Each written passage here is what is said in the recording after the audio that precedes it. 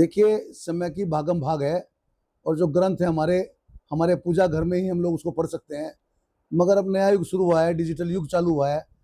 उसमें हमारे श्री श्री रविशंकर जी ने और माननीय किरण बेदी जी ने एक डिजिटल श्रीमद् भागवत कथा जो है ये ग्रंथ यहाँ बनाया है, जिसको मैंने भी श्री टीकम सिंह राठी जी से और योगेश शर्मा जी से मैंने इसको परचेज किया है। और ये डिजिटल है, पूर्णतया हम इसको पूजा घर के अलावा अपने घर में कहीं पर भी बैठ करके, मान लो आपके बूढ़े माँ बाप हैं तो आप वो नहीं उठ सकते हैं, पूजा घर में नहीं जा सकते हैं, तो आप उस कमरे में उसको लगा के करके, ये 18 अध्याय हैं, आपको जौन सा भी अध्याय सुनना है आप इसके माध्यम से वही अध्याय सुन सकते हैं। कोई भी आरती आप सुन सकते हैं। ये बहुत ही अच्छा ग्रंथ इन्होंने दिया है। मैंने ये इनसे खरीदा है। मेरी माता है, जो मेरी माता जी वो थोड़ी बेड पे रहती है, उनके लिए बहुत उपयोगी है। मेरे फादर ने हालांकि दुकान पे काम करते हैं, मगर जब कमरे में लेटे हो तब भी उसको सुन सकते हैं। और ये बहुत ही अच्छी इन्होंने श्रीमद् भागवत दी है। और भी कई ग्रंथ डिजिटल हुए हैं हमारे यहाँ। देखिए, जैसे अब ये मैं आपको बताता हूँ, उसमें ऐसे ग्रंथ है, इसमें आप देखिए यहाँ ये जो इनका, आप किसी को भी देखिए, इस पे मान लो हम यहाँ इनको यहाँ लगाते हैं, आगे बोलो, इस बोलो, यहाँ बोल जाएगा, इसको बोल जाएगा, इसको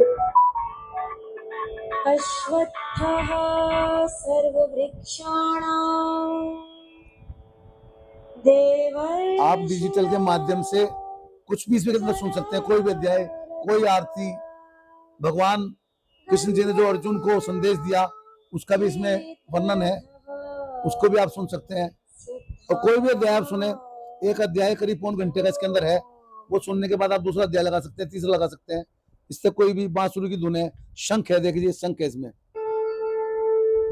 इस शंख की आवाज आप सुन सकते हैं।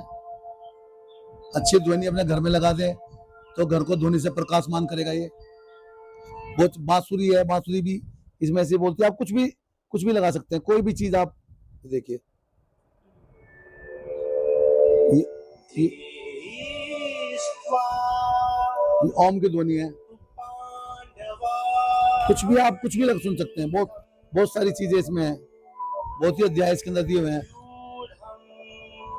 कुछ भी सुने आप।